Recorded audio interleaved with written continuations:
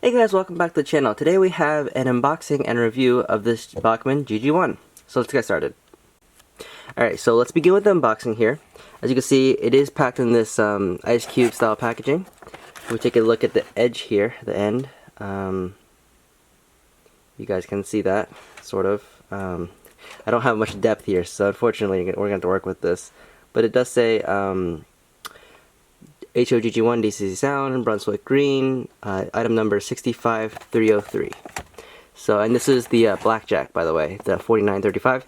That's a nickname they gave to this GG1 because it was preserved. It is in the best preserved condition of all GG1s that are preserved, and it's preserved in the Railroad Museum, Pennsylvania, in Strasburg, Pennsylvania, which is a few miles away from my house, actually, which is pretty cool. So, anyways, let's take this out. As you can see, it slides right out like that.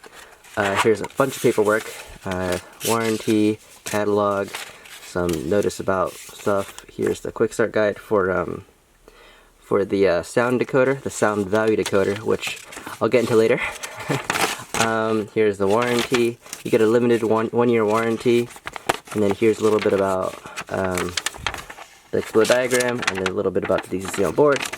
Unfortunately, there actually is no engine specific instructions, which I kind of found a little frustrating because some things weren't really mentioned. For example, they gave you these details right here, which are ladders. The ladders that the steps that go up to the cab doors, and I wasn't sure if this was like a either replacement parts or if they were you know, like maybe they're two different types. Maybe like this lets you run tighter curves or something like that, or whatever, but they didn't tell you that until I had to figure it out myself.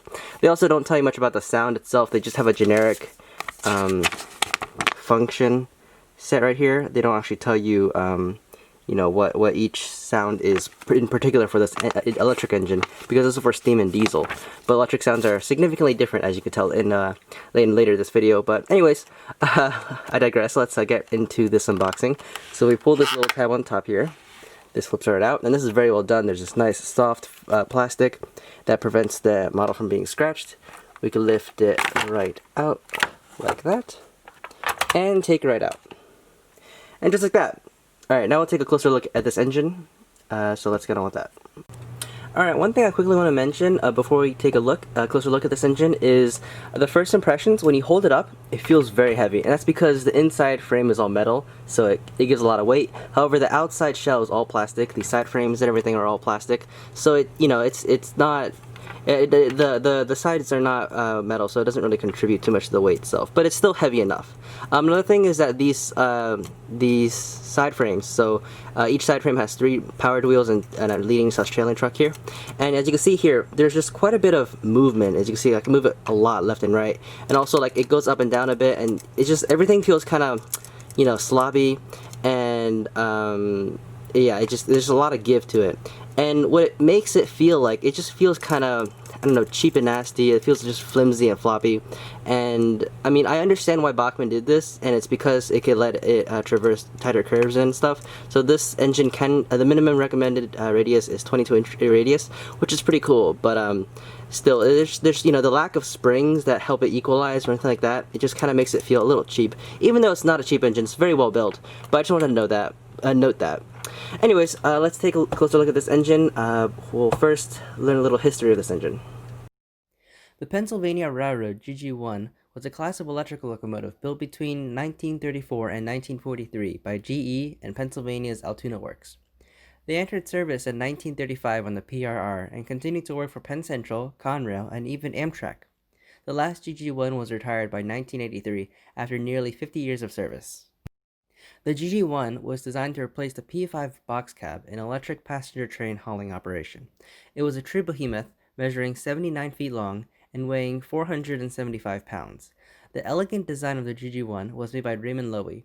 The design incorporated upgraded safety features, such as having the cabs toward the center of the engine after an incident where the engineer was killed in a collision in a P5A, where the cab was at the very ends of the locomotive. This design choice proved successful, as the GG1 became one of the most famous Pennsylvania Railroad engines ever. Engine number 4935, nicknamed Blackjack, was considered the best restored GG1 in existence. It is currently being displayed at the Railroad Museum of Pennsylvania.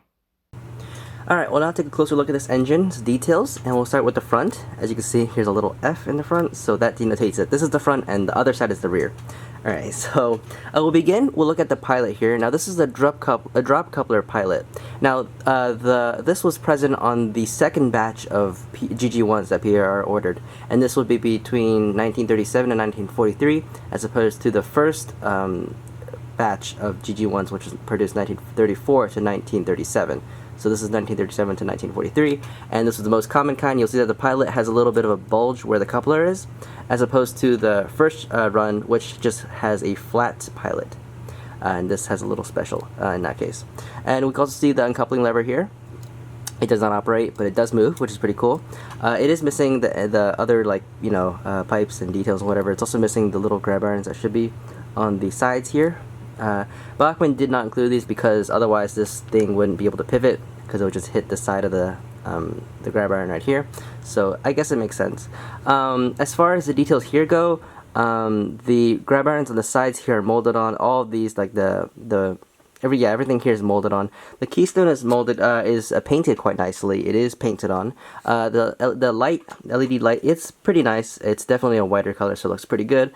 But yeah, so some people do complain about the inaccuracies, about the shape and the depth of this door here. I don't know much about that kind of thing, but you can definitely Google some articles that go much more in depth about why this is not accurate, and etc. And as far as I know, no manufacturers made this correctly. Although BLI's GG1 is definitely the closest, with Bachmann falling in second and then Mahano falling in as last. Yeah, so, and then another thing to note is that these pinstripes that come down to one point is also a little bit off, just like BLI is a little bit off, and Mahano, like, no one can recreate it perfectly, but I think it looks good enough. We can also see the marker lights here, which is interesting in that the BLI version actually doesn't have the little marker light that faces forward. It only has the one on the side. Bachmann did paint the white dots on both sides, so it definitely looks a little better in that case, but that's just something to note. Alright, I think that's enough for this end here. Let's go on to the side, and yeah. Alright, now moving on to the side here, we can see the pinstripes that continue from the front, and one thing to note is that the pinstripes are a bit thicker than normal. If you look at prototype photos and if you look at the Broadway Limited model, Broadway Limited definitely did it better. These pinstripes are much thicker than they should be. However, that doesn't bother me too much. Everything else though, the Pennsylvania, the water, the fuel oil labels, the numbers, and everything look fantastic. Another thing to note is that the window here looks absolutely amazing. I'm honestly surprised at how good it looks from Bachmann.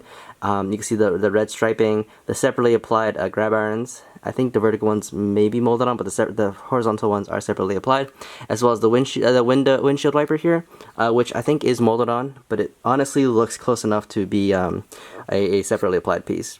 There's also this extra little bit of a latch here. I'm not really sure what that is.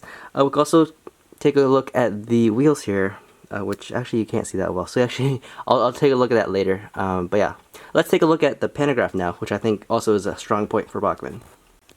Alright, and here's a close-up shot of the pantographs. As you can see, they raised really, really high, which is actually correct for Pennsylvania. I think the Pennsylvania Railroad actually had them even a little bit higher, but that's actually another strong suit for Bachmann, and that's because the BLI's pantographs actually barely raise at all, and that's very unprototypical. These were known to go sky high, so it's kind of funny, but yeah, these go raised pretty high, and I think that's high enough, at least for my case.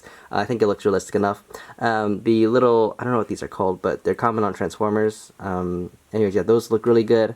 This is all steel that's been blackened and darkened. The springs here help it so you can actually bounce these up and down. And this actually does operate, so if you have overhead catenary that's powered, you can actually, there's a switch underneath the engine where you can switch, and instead of going to track power, it has overhead catenary power, which is really awesome. As you can see, it springs really well, and then these little pieces right here lock it together, so if you don't want to use it, you can just push it down, and it snaps right into place like that.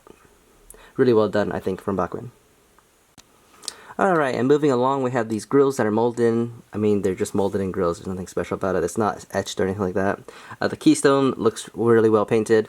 The doors, they don't open. They do have the glass behind the doors, the windows, and the windows in the front here, which look really awesome. There are separately applied grab irons here, and they're darkened too, which really adds that little bit of detail that looks great. These steps here, they're very nicely molded. They are slightly flexible, so they shouldn't be damaged too easily. And yeah, let's move on. Alright, moving on, we have these grills here, which actually look pretty good. They aren't molded on, they are not photo etched or anything like that. And one thing to note here is, again, another minor detail discrepancy, is that the real GG1s, the striping that went through this was actually like 3D print, like it was like bulging out. So like there would be like separate, it would be raised from the grill, which I think looks really good.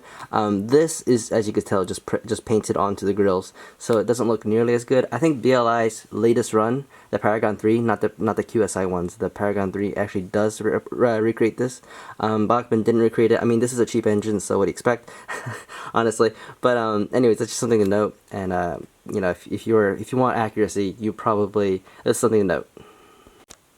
Alright, and then real quickly, the roof up here, there's nothing really on here, honestly. Everything is molded on, like these little latches here and the rivets. It looks okay, nothing too special about it. And then if we move over a little bit more, we can see the horn right here. This horn is separately applied, obviously. I believe it is plastic, I'm not really sure. It does look very well molded either way. And yeah, I think it's a Leslie horn. And there's one actually on each side, so there's one here and then one on the other end. And on the rear of the engine, it's pretty much just identical to the front, so the same things apply. Alright, if we take a closer look at the underframe of this engine, we can see that the leading and trailing trucks here actually are powered. You can see the copper pickups right there. And they do pick up from the axle, which means that only the wheels pick up from only one side. And this power is then transferred to this metal plate here, as you can see. If you recall from a previous shot, you can see there's a copper prong that stuck out from the bottom of this, which scrapes against this metal thing here. So these leading and trailing truck wheels do pick up power, as well as these powered wheels. All 6 of these and the 6 on the other one all pick up power. There are these little tiny copper wipers that pick up from each of the wheels. So in total we have 12 pickups from the powered wheels and then another 4 from the leading and trailing truck, which makes 16 pickup points total, which is always good to see. One thing to note is that I'll try to zoom in here. The gap between the wheel and the side frames here is absolutely massive. You could stick this entire thing inside there.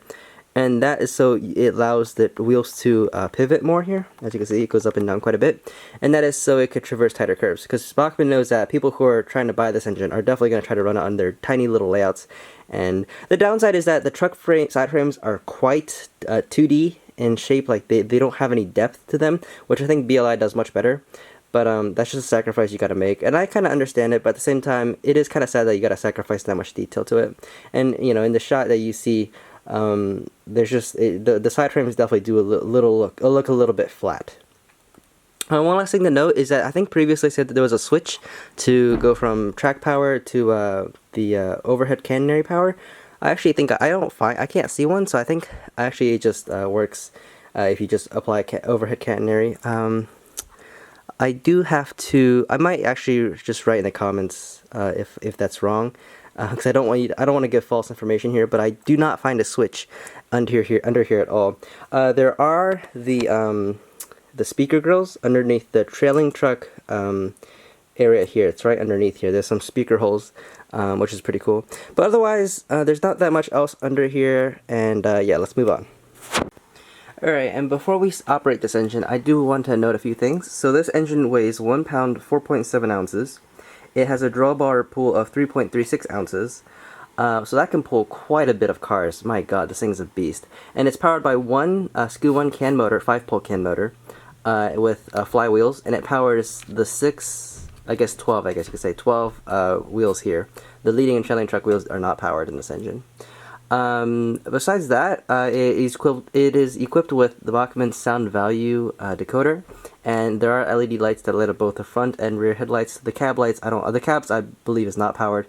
These pantographs, they go up and down, but you have to do it by hand. You just kind of pull on them carefully and they go up, and you just push it back down and they snap into place. They are not powered like MTHs or anything like that. There's nothing fancy about that. I don't really see a point in powering them. It just seems kind of like a waste. But anyways, yeah, so there's some specs for this engine, and so let's get operating.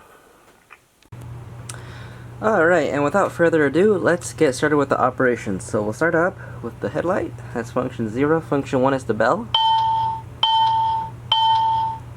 One thing I note, which is kind of weird to this engine, is that there's no motor sounds. So this is startup. This is started up already.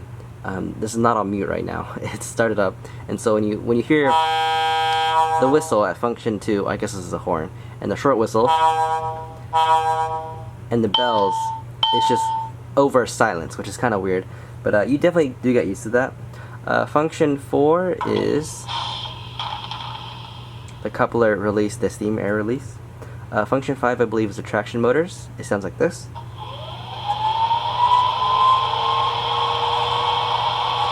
And it just basically stays like that throughout whichever speed you're running this at. And then we turn it off.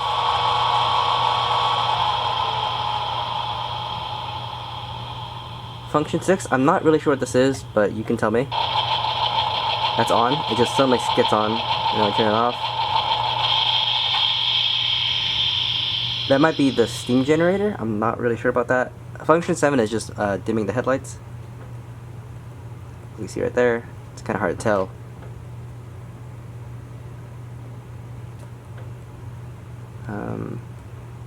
Actually, yeah, there you go. You can see it dimming. I was on forward, so yeah, my bad. But yeah, so there's dimming. And then function 8 is just mute, which I guess isn't super useful unless if you have like the traction motors on. Then when you press mute, it disappears. When you press it, function 8, it comes back. And that's it. There's no other functions on this engine. It is sound value after all. I'm not a huge fan of the sound value decoders. I guess you get what you pay for. I mean, like the chuffing is always nice, and I guess they're nice on engines that you kind of run with like maybe other engines where you just want, you know, an additional like engine sound. But by itself, it does sound kind of bare. Although these electric engines don't make too many sounds in real life, so it kind of makes sense. But anyways, yeah, let's get on actually with moving this engine. Alright, and let's get her rolling. So on speed step 1, this is what it looks like. As you can see, that is a great, smooth, and quiet crawl. This engine does kind of have high-speed gearing, so full speed is quite fast. In fact, if we try to go to full speed, actually, you know what? Let's just go back for now, and I'll let you run by full speed. So, like for example, this is speed step 8. Okay, and if we go full speed, or 50% speed. So that's 50% speed. I don't think I can go full speed right now because it'll take too long to accelerate, because it has that nice can motor and what is it called, flywheels. But yeah, so full speed is quite fast, as you can imagine. This is at speed step 8. I'm just gonna let it crawl back. As you can tell, the mechanism is completely silent. It's a really well made mechanism, I think. It is very smooth, as you can see, and it is completely silent. It is smooth as can be.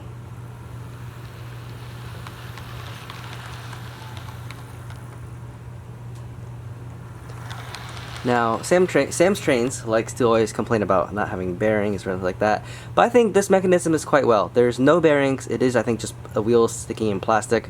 However, I think, you know, how it's well made. It's not always about, you know, all the features, but it's more about performance and quality. In this case, I think it's very well made, as you can tell right here. Alright, so let's get some cars coupled to her, and we'll let her roll out. Alright, so we got a commuter train coupled to her. It's just 3 P70 coaches. It's not really a long train. I would add more if I could, but right now I'm too lazy to take out more cars. But anyways, yeah, so let's get her started. And I heard that these engines used to be like silent in real life, but I feel like if I didn't have any sounds running, it would just be a silent video, and I feel like that's just a bit kind of boring. I don't feel like adding music to this video either, so I'm just gonna trigger the attraction engines. You can comment below if you don't like it, but I'm just gonna add it. So trigger the bell and the horn.